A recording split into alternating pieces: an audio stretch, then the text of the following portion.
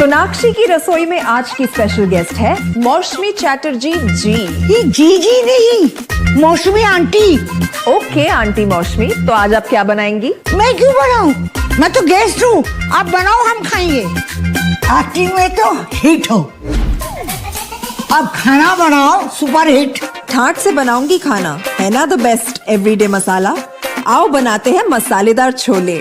छोले हर रोज के करी में एवरीडे मसाले, शाही बिरयानी में स्वाद का जायका। পটল পোস্ত আর সর্ষে ইলিশ ভাপা।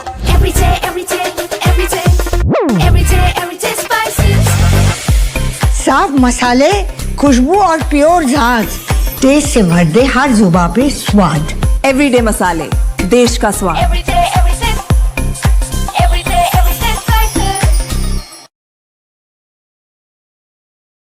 दोस्तों नमस्कार, colonel Ajay CO Ajay astro money group first global astro finance digital channel से आपसे मुखातिब होता हूं। आज है 15 अक्टूबर सन 2025। दोस्तों अजय एस्ट्रो मनी ग्रुप देश दुनिया का पहला चैनल है जो 42 कमोडिटी 5 मार्केट पर लगातार अपडेट और विश्लेषण आप तक प्रस्तुत करता है। दोस्तों भारत अपनी आवश्यकता का लगभग 60% से अधिक खाद्य तेलों का आयात करता है और यही वजह है कि सभी निवेशकों की नज़र भारत के इंपोर्ट पर रहती है ग्लोबल लेवल के ऊपर। डोमेस्टिक मार्केट यानी घरेलू बाजार के अंदर भी आयात के ऊपर सबसे ज़्यादा पैनी नज़र निवेशक रखते हैं। तो आयात की पूरी जानकारी इस शो में हम आप तक पहुंचाएंगे, जानिए रिपोर्ट विस्तार से। दोस्तों खबर निकल के आ रही है कि भारत का वेजिटेबल ऑयल इंपोर्ट घट गया है। सोयाबीन ऑयल की हिस्सेदारी बढ़ने के समाचार हैं। यदि हम आंकड़ों की बात माने तो भारत की वेजिटेबल ऑयल इंपोर्ट रिपोर्ट नवंबर 2024 से सितंबर 2025 के दौरान 3% घटकर 143.3 लाख टन रही, जो पिछले साल की समान अवधि में 147.8 लाख टन थी, यानी 147 लाख टन के मुकाबले 143 लाख टन।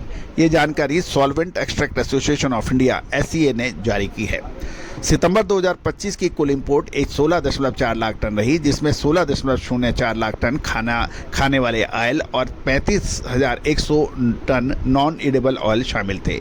ये अगस्त की तुलना में 2% कम है, लेकिन सितंबर 2024 की तुलना में 51% अधिक है।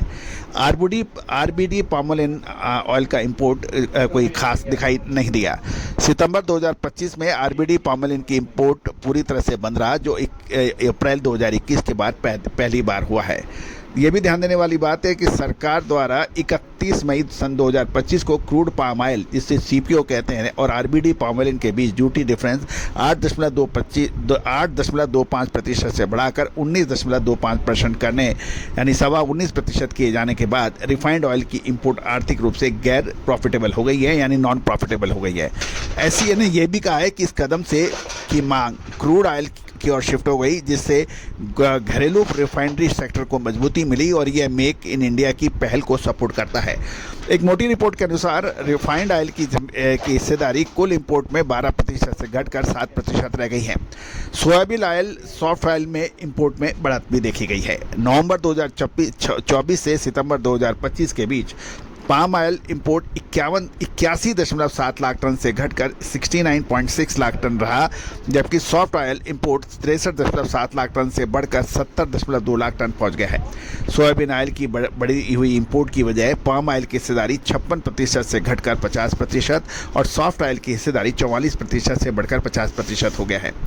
अब चेक कर लेते हैं कि हमें किस किस नए देशों ने हमने इंपोर्ट किया है, भारत ने किससे इंपोर्ट किया है। इंडोनेशिया और मलेशिया भारत के प्रमुख पाम ऑयल सप्लायर रहे, जिसमें इंडोनेशिया से 34.8 लाख टन और मलेशिया से 24.9 लाख टन की सप्लाई की गई। सॉफ्ट ऑयल में अर्जेंटीना से 26.4 lakh ton, soybean oil Brazil से 10.9 लाख टन और रूस से 13.5 लाख टन सनफ्लावर ऑयल का इंपोर्ट हुआ।